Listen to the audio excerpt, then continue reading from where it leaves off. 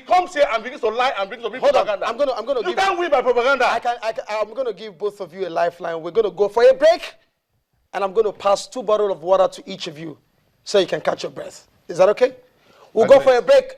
When we come back, it's getting hot in here. This is where you need to be tonight on Face Off. We're discussing Bayelsa politics. Who their cap fits. Let them wear it. Stay tuned. Face Off is the program, and this is where you want to be every Wednesday evening. It gets hot, it gets entertaining, it gets advisory at some point, and we hope you can learn the lessons and make decisions. We're discussing Bayelsa politics ahead of the governorship election coming up in a few weeks from now, and it's a hot contention between the All Progressives Congress and the People's Democratic Party. I have ably representing these two parties, gentleman to my right, Mr. Bribena Maybe, and Mr. Don Evarada, who is a special advisor to the Bayelsa state government. We left it out on issues of budgeting on infrastructure. You thought that, or you say that when your principal was there some time ago, that he had achieved much with pedigree, with quality and integrity. He disputes all of that and says his governor, or the governor right now, an incumbent, has done so well. But before I allow you to continue, let's see what the viewers out there are saying, and I hope some of them also have connections with Bayelsa state government. Ben Okoro says, if Bayelsans are at pace with the zeal for development, then Dixon will be voted out. Bayelsa has never experienced development. Okay? That's your opinion. Dr. George says, Silva's time in Bayelsa is better than now. Silva was removed because Dr. Jonathan don't want him. I don't know about that. Let me see.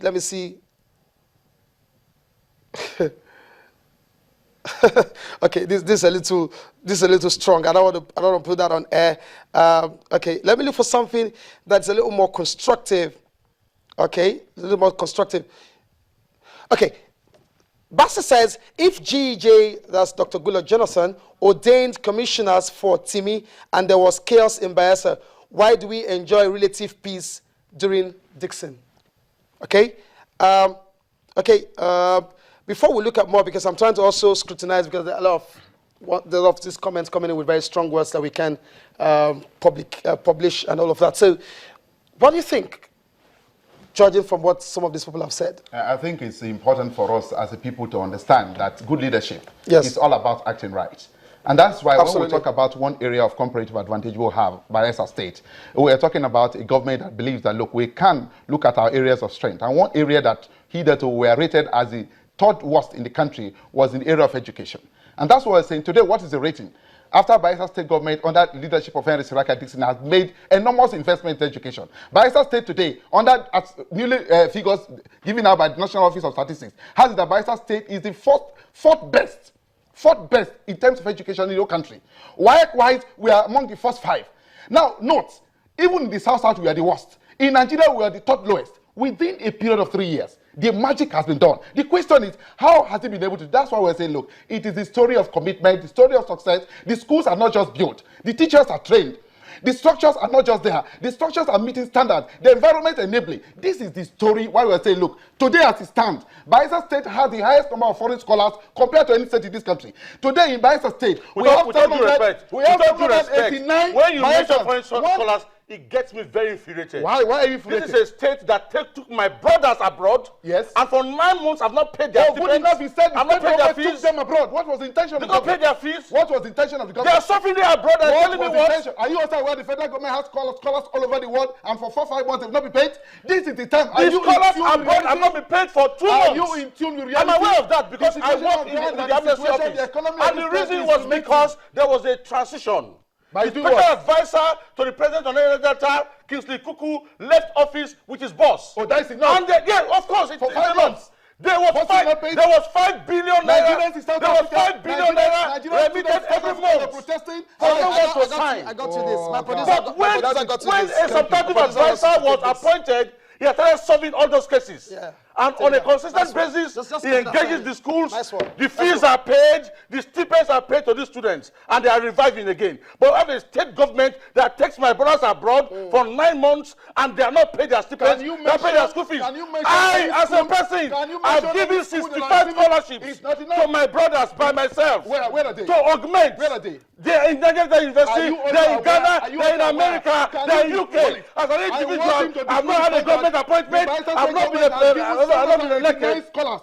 Can you dispute that? PhDs alone, 182 PhD scholars from Bayelsa State government on presidential. For the ones in school now are suffering, there's somebody in Belgium, I give him stipends. A PhD student here for Nigeria, I pay him stipends because they are suffering. Some of them are about to be taken from school. And we had a Timbre Silva in his time. I was a staff of NDU, the Nigeria University. I was the senior architect in the physical planning unit. So you can't tell me anything about NDU. There were NDU staff that were taken to go and do doctorate. Yes. There were NDU staff that were taken to go and school abroad. Where are the records? The records are there. There's Dr. Perry Aya. We have records. There are records there. Dixon. Silva. I am saying PhD alone 108, master's degree 422. How can you say people are abroad and you don't pay their stipends?